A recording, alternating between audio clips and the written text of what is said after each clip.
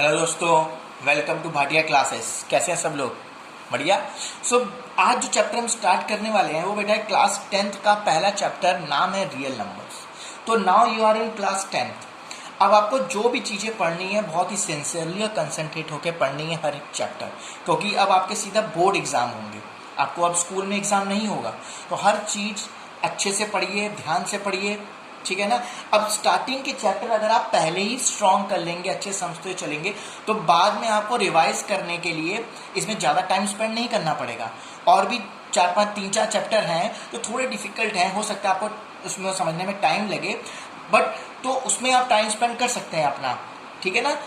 और इसको पहले से ही आप स्ट्रॉन्ग बना के रखेंगे तो आपको ज़्यादा रिवाइज करने के लिए टाइम स्पेंड नहीं करना पड़ेगा। आपका पहले से ही जो इजी चैप्टर है वो पहले से ही प्रिपेयर्ड रहेंगे, ठीक है ना। तो अब बहुत ही ध्यान से पहला चैप्टर समझिएगा, ठीक है ना। अब एनसीईआरटी का पहला chapter real number class 10 maths अब स्टार्ट करते हैं हम लोग, भगवान का नाम लेके मुहूर्त स्टार्ट करते हैं क्लास 10 के पहले चैप्टर का, ठीक है।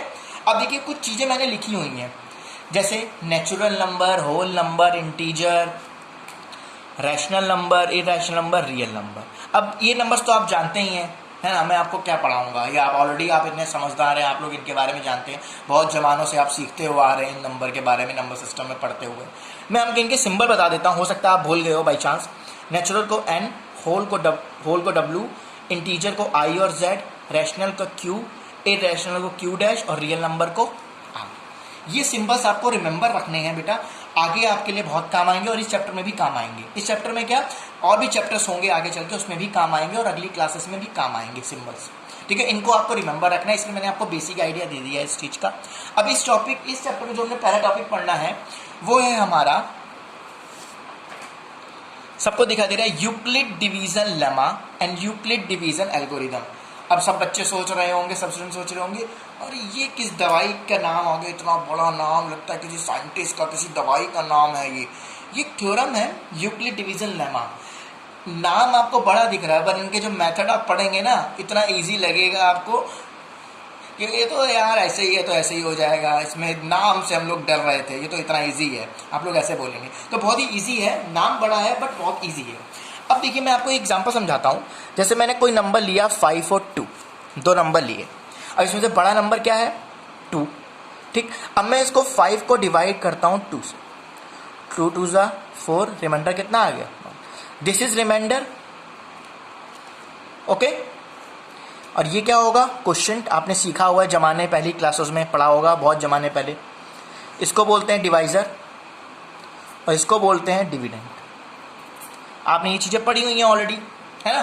तो अब हमें क्या करना है, हमारे पास एक फॉर्मूला होता था, याद करिए, dividend is equal to divisor into quotient plus reminder.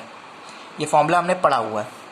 अब हमने डिवाइजर क्या है, हमारे पास हमने दो नंबर ले लिए, a इक्वल टू 5 और b equal to 2। a greater है 5 से और b से, a ग्रेटर है b से, ठीक है। अब इसमें क्या करना है, जब डिवाइड करते हो एक नंबर बड़ा होना चाहिए, एक नंबर छोटा। जब आपको इस फॉर्म में लिखना होता है तो आप क्या करते हो, एक नंबर बड़ा और छोटा बराबर ले लोगे तो ये मेथड नहीं यूज़ कर पाएंगे, आपको एक बड़ा और छोटा नंबर ही लेना है। अब डिविडेंड की जगह क्या लिखेंगे 5, क्योंकि 5 बड़ा है, 5। डिवाइजर की जगह क्या लिखेंगे 2, क्वोशिएंट की जगह क्या लिखेंगे 2, रिमाइंडर की जगह क्या लिखेंगे 1। तो ये फॉर्मूला बन जाएगा, a को मैंने माना 5 को माना मैंने a, 2 को माना मैंने b, इधर 2 क्या है क्वोशिएंट और ये क्या है r। मैंने 5,2 को किस फॉर्म में लिख दिया, BQ plus R, BQ plus A equal to BQ plus R के फॉर्म में लिख दिया। जब किसी दो नंबर्स को, और एक बड़ा एक छोटा होता है, अगर मैं उनको A equal to BQ plus R के फॉर्म में लिख दूँ, उसी को बोलते हैं Euclid division lemma. Euclid division lemma. एक और एग्जांपल मैं आपको समझाऊंगा, बट एक चीज़ और समझ लिए, इसमें जो हमारा रिमाइंडर होता है वो हमेशा लेस होगा डिवाइजर से। क्या होगा, डिवाइजर से लेस। और रिमाइंडर हमेशा 0 से बड़ा होगा और 0 के बराबर होगा, ये कंडीशन याद रखिएगा। जो हमारा रिमाइंडर होता है वो हमेशा डिवाइजर से क्या होता है, छोटा होता है, और 0 से बराबर, 0 से बड़ा। अब सर कोई बच्चा पूछे सर क्यों होता है, छोटा ही क्यों होता है, बराबर क्यों नहीं हो सकता। अगर बेटा यहाँ पर रिमाइंडर में एक बराबर ले लूँ, यहाँ क्या लिखा है 2 डिवाइजर, और रिमाइंडर में 2 ले लूँ तो बराबर आ जाएगा, तो फिर से डिवाइड हो जाएगा ना, हो जाएगा नहीं हो जाएगा। तो इसलिए हम बोलते हैं कि डिवाइजर हमेशा रिमाइंडर से छोटा होगा, सॉरी रिमाइंडर हमेशा डिवाइजर से छोटा होगा, रिमाइंडर हमेशा डिवाइजर से छोटा होगा और 0 के बराबर 0 से बड़ा होगा। इसी को बोलते हैं यूक्लिड डिवीजन लेमा। चलिए एक और एग्जांपल मैं आपको देख लेता हूं। मैंने ले लिया 7 और 3, मैंने डिवाइड किया 7 को 3 से, एक बड़ा एक छोटा है। ए को मान लिया 7, बी को मान लिया 3। अब 3 2 जा 6 1, तो एक और a equal to B Q plus are के फॉर्म में लिखना है। ए क्या है हमारा 7, बी क्या है हमारा 3, क्यू क्या हमारा 2 और रिमाइंडर कितना है आ गया। अंडरस्टूड। कोई भी दो नंबर एक बड़ा और एक छोटा होना चाहिए। बड़े को टुकड़ों में डिवाइड करते हैं, छोटे को टुकड़ों में नहीं डिवाइड करते। बड़े में बड़े को टुकड़ों में डिवाइड करके बड़ा ला सकते हैं, बट छोटे को टुकड़ों में करके बड़ा नहीं ला सकते ना। इसलिए हम लोग इस फॉर्म में लिखे हैं a equal to B Q plus r, एक बड़ा और एक छोटा नंबर होना चाहिए। और a equal to B Q plus are के फॉर्म में लिखने को बोलते हैं यूक्लिड डिवीजन लेमा। कंडीशन होती है जो रिमाइंडर है हमेशा डिवीजर से छोटा होना चाहिए और 0 के बराबर और 0 से बड़ा होना चाहिए। एक क्वेश्चन मैं आपको दे रहा हूँ, ये आप करके रखिएगा।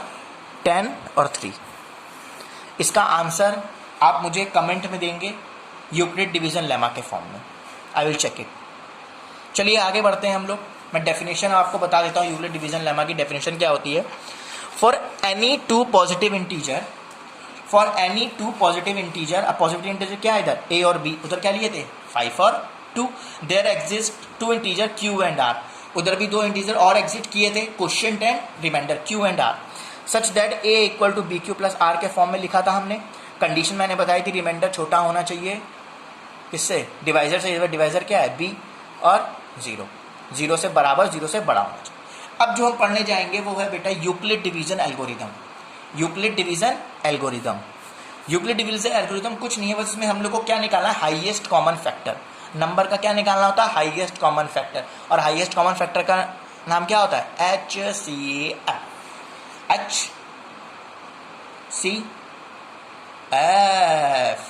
ओके। चलिए हम पढ़ते हैं क्या होती है यूक्लिड डिवीजन एल्गोरिदम। अब इसको पढ़ने के लिए कुछ हमें इस टाइप के अगर इस टाइप के क्वेश्चन आते हैं यूक्लिड डिवीजन एल्गोरिदम में HCF हमें निकालना होता है, तो कुछ स्टेप्स होती हैं जो हमें सीखनी चाहिए वो क्वेश्चन सॉल्व करने के लिए। चलिए वो स्टेप पढ़ते हैं अब हम लोग। Find the HCF of a और b, find the HCF of a और बी, देखिए लिखा the HCF of a and b. तो पहली स्टेप होगी ए और बी में हम लोग अप्लाई करेंगे यूक्लिड डिवीजन लेमा। जब यूक्लिड डिवीजन लेमा अप्लाई करी ए और बी में तो किस फॉर्म में आ गया, a equal to B Q plus r for integer Q and are.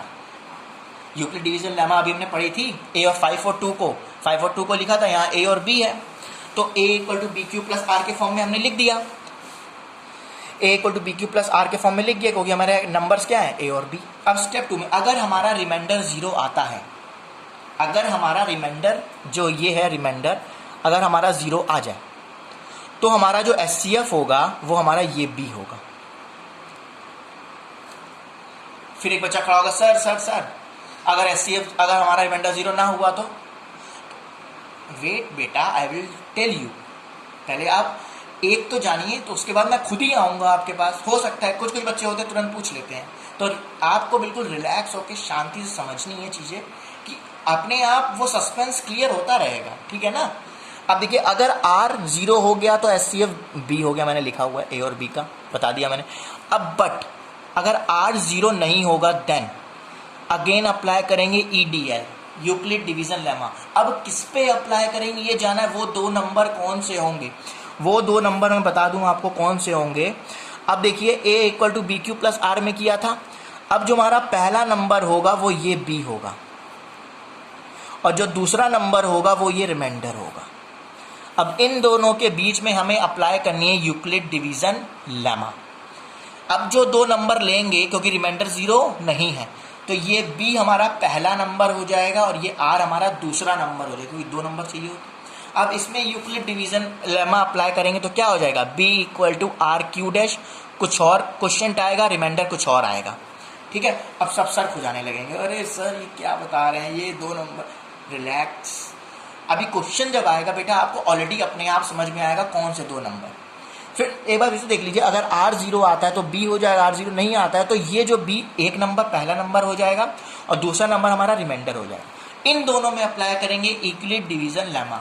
तो लिखेंगे b is equal to R Q dash. Q dash इसलिए लिया दूसरा क्वेश्चन कोई आया होगा, आर डैश कोई दूसरा रिमाइंडर आया होगा। अब अगर इसमें भी हमारा एचसीएफ रिमाइंडर 0 आ गया तो हमारा आर हो जाएगा रिमाइंडर।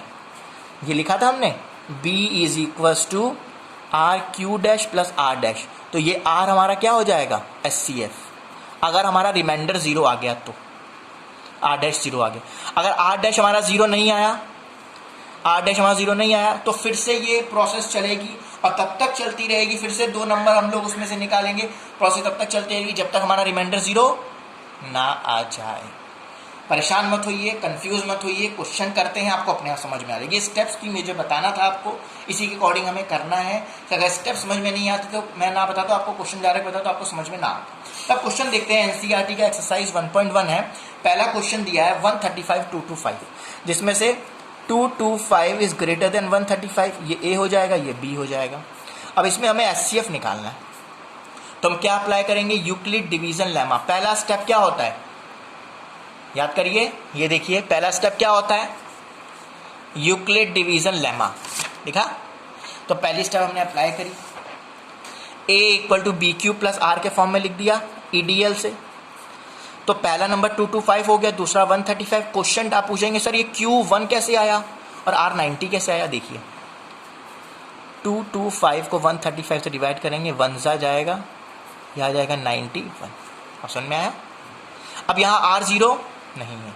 अब जो पहला नंबर होगा ये हो जाएगा, देखिए, और जो दूसरा नंबर होगा वो ये हो जाएगा। अब इनमें अप्लाई करेंगे ईडीएल, यूक्लिड डिवीजन लेमा। तो ए हो गया 135, ये हो गया ये 135 इक्वल टू 90 इंटू 1 प्लस 47। बोले क्वेश्चन इसमें 1 कैसे आ गया, फिर से डिवाइड करके दिखाता हूं मैं आपको। 135 90, 1 जा 90, 45 रिमाइंडर, क्वेश्चन 1 90 बी और ये a equal to B Q plus are. अब इधर भी आर रिमाइंडर नहीं आया 0, तो फिर से क्या अप्लाई करेंगे, ईडीएल। अब ए क्या होगा, ये 90 हो जाएगा और बी दूसरा नंबर क्या हो जाएगा, ये 45। अब इन दोनों को बीच में हमें ढूंढना है कौन सा बड़ा है, 90, तो 90 बाहर आ जाएगा, equal to B Q plus R, B 45 into Q plus are. अब इसको डिवाइड करके चेक कर लेते हैं, 90 45 2 जा 90, रिमाइंडर 0 आ गया 2। तो एचसीएफ क्या हो गया हमारा, रिमाइंडर 0 मिल गया ना, एचसीएफ क्या हो गया 45। देख लीजिए, ये प्रोसेस करना है। A equal to B Q plus are के फॉर्म में लिखा, ये अब रिमाइंडर नहीं 0 है तो ये ए मान लिया, ये बी मान लिया। देखिए ये बाहर आ गया बड़ा नंबर छोटा नंबर, फिर रिमाइंडर 0 नहीं आया, फिर इसको ए मान लिया पहला नंबर, इसको दूसरा नंबर, बड़ा नंबर बाहर आ गया छोटा नंबर अंदर, डिवाइड करके देखा क्वेश्चन प्लस 1। तो ऐसे आपका ऐसे करना है यार, आया ठीक। एनसीईआरटी में क्वेश्चन नंबर 1 ये है। क्वेश्चन नंबर इसी का एक और क्वेश्चन दिया है, वो आप ट्राई करेंगे और मुझे सॉल्यूशन भेजेंगे कमेंट में, ओके। अब मैं आपको कुछ बेसिक चीज बताता हूं क्वेश्चन नंबर 2 सॉल्व करने के लिए। जैसे इंटीजर है, इंटीजर्स क्या होते हैं, 0 plus minus 1 plus minus 2 plus minus 3, ठीक है ना, प्लस माइनस 4। अब मैंने कुछ चीज लिखी है, आपको दिखाई दी होगी, 2p plus 1, 2p plus 2, 2p plus 3। और p क्या है, कोई एनी इंटीजर है, पॉजिटिव इंटीजर। क्या मान लो, पॉजिटिव। अगर मैं p की वैल्यू 0 रखूं इधर तो क्या आ जाएगा, 1 0, इधर रखूंगा 1, इधर रखूंगा 2, इधर रखूंगा 3। वो आप सॉल्व कर सकते हो, इतने समझदार हो आप लोग। 1 रखूंगा, इधर 2 3 4 5, इधर 2 रखूंगा 4 5, इधर 3 रखूंगा, फिर 6 7 8 9। अब देखिए, जब मैंने पॉजिटिव इंटीजर p को 2 से मल्टीप्लाई किया तो हमें इवन नंबर मिल गया, और जब मैंने p को 2 से मल्टीप्लाई किया और साथ में प्लस 1 कर दिया तो मुझे ऑड नंबर मिल गया।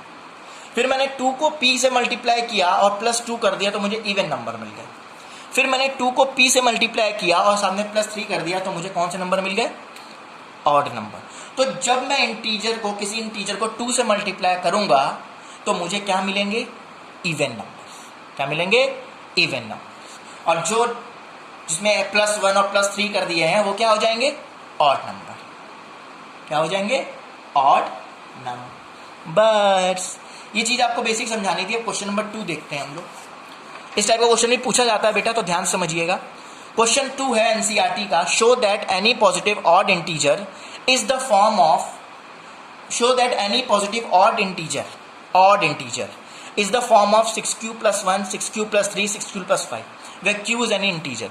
अब इस टाइप का क्वेश्चन कैसे करना होता है देखिए, इसमें भी हम लोग क्या अप्लाई करते हैं, ईडीएल। ईडीएल का full form engineering development legislature नहीं, Euclid division lemma. Euclid division lemma. Question करना कैसे है, इसमें a और b कोई पॉजिटिव इंटीजर मान लिया और b को मैंने 6 माना। अब b को 6 क्यों माना, क्वेश्चन में देखिए 6q + 1 लिखा है, 6q + 3 और 6q + 5। ऑलरेडी वहां पर b डिवाइजर हमें दिया है 6। किसी क्वेश्चन में 5 हो सकता है, 5q + 1, 5q + 3, 5q + 7। किसी क्वेश्चन में हो सकता है 3q + 1, 3q, तो वहां उसके अकॉर्डिंग आप b मान लेंगे। तो b को मैंने 6 माना। अब मैंने यूक्लिड डिवीजन लेमा जब बेटा अप्लाई किया, देखिए तो a = bq + r आएगा। a तो हमें पता नहीं है, रेडिस लिख दिया। b हमें पता था, 6 लिया था लेट हमने, तो 6q + r। और कंडीशन आपको पता ही है कि जो हमारा रिमाइंडर होता है वो 6 से कम होता है, मतलब डिवाइजर से कम होगा। डिवाइजर हमारा 6 है और 0 से बड़ा और 0 के बराबर। तो हम a को क्या क्या लिख सकते हैं, मतलब r की जगह पे हम लोग कुछ वैल्यू रख सकते हैं ना, बट वो 6 से कम होनी चाहिए और 0 के बराबर और 0 से ज़्यादा। ये कंडीशन याद है, देखा, इसीलिए मैंने कहा था ये कंडीशन याद रखिएगा। अब a को क्या लिख सकते हैं हम लोग, देखिएगा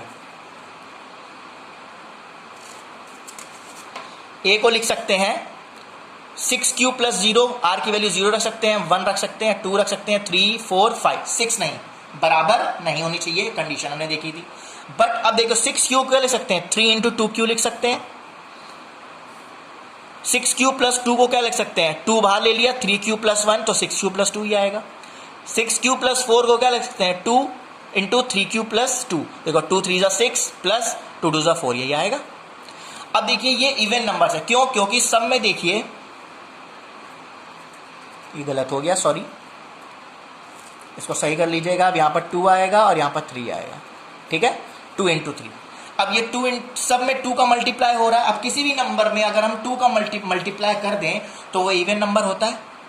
किसी भी नंबर में अगर हम 2 का मल्टीप्लाई कर देंगे तो वो क्या हो जाएगा, इवन नंबर्स, ठीक है ना। अब इसमें हमने 2 के मल्टीपल ढूंढ लिए, है ना, 2 के मल्टीपल हमें मिल गए तो वो इवन नंबर्स हो गए। और बाकी जो नंबर बचे वो क्या हो जाएंगे, इवन नंबर्स। मैंने 1 से 50 तक नंबर दिया आपको बताने इसमें इवन और ऑड नंबर्स। अब इवन नंबर्स आपने 2 के मल्टीपल निकाल लिए, 2 के मल्टीपल निकाल लिए तो वो इवन नंबर हो गए ना। अब बाकी जो बचे वो अपने आप क्या हो जाएंगे, ऑड नंबर्स। सिमिलरली मैंने लिख दिया, मैंने इवन नंबर बता दिए 2 से मल्टीपल वाले, तो बाकी जो बचे वो क्या हो जाएंगे, इवन नंबर, ऑड नंबर्स क्या हो जाएंगे, rest are 6 + 1, 6 + 3, 6 + are odd number. और यही हमें प्रूव करना था, हेंस प्रूव्ड। तो ध्यान रखिएगा, क्वेश्चन पहले इसमें क्या करना होता है जान लीजिए। ईडीएल a और b पॉजिटिव इंटीजर और b = 6 माना, क्यों, क्योंकि क्वेश्चन के अकॉर्डिंग देखिए 6q + 1 लिखा है, वहां 5q + 1 भी आ सकता है, 8q + 1, 9q, जो आएगा वो लेट कर लेंगे। अब a = bq + r लिख लिया, वहां 6 है b की जगह तो ले लिया। अब कंडीशन हमें देखो, डिवाइजर क्या है हमारा 6 है, तो r की वैल्यू 6 से कम, 0 के बराबर और 0 से ज़्यादा होनी चाहिए। तो हम फिर a को क्या लिख सकते हैं, देखिए a को हम लोग लिख सकते हैं 6q + 0, 6q + 1, 6q + 2, 6q + 3, 6q + 4, 6q + 5, बराबर नहीं ले सकते उसके, ठीक। अब हमने 2 के मल्टीपल ढूंढ लिए। अब 2 के मल्टीपल हम मिल गए हमें 6q, 6q + 2, 6q + 4। जब ये 2 के मल्टीपल हो गए तो ये क्या है, इवन नंबर्स हैं, और बाकी जो बचे वो क्या है, ऑड नंबर्स। यहाँ पर हमारी यूक्लिड डिवीजन एल्गोरिथम खत्म हो गई है। क्वेश्चन नंबर 3 आप नया ट्राई कर सकते हैं, वर्ड प्रॉब्लम है, वो SCF ही निकालना है, उसमें ट्राई करिएगा, ना है तो कमेंट में लिखिएगा, मैं आपको सॉल्व करके दूंगा। अब नेक्स्ट क्लास में, इसके नेक्स्ट पार्ट में हम लोग पढ़ेंगे fundamental theorem of arithmetic, SCF और LCM में रिलेशन पढ़ेंगे। ओके, तब तक आप इसको अच्छे से रिवाइज करिए, क्वेश्चन प्रैक्टिस करिए। जो क्वेश्चन मैंने दिया है आपको 10/3 को मैंने यूक्लिड डिवीजन लेमा में लिखने के लिए दिया था, इसको आप मुझे कमेंट में लिख के दिखाइएगा, 10 और 3, 10,3, a = bq + r के फॉर्म में मैं चेक करूंगा। क्वेश्चन नंबर 3 का सॉल्यूशन मुझे भेजिएगा, कमेंट में चेक करूंगा, ठीक है। जो ना समझ में आया कमेंट में लिखिएगा, आपकी प्रॉब्लम सॉल्व होगी।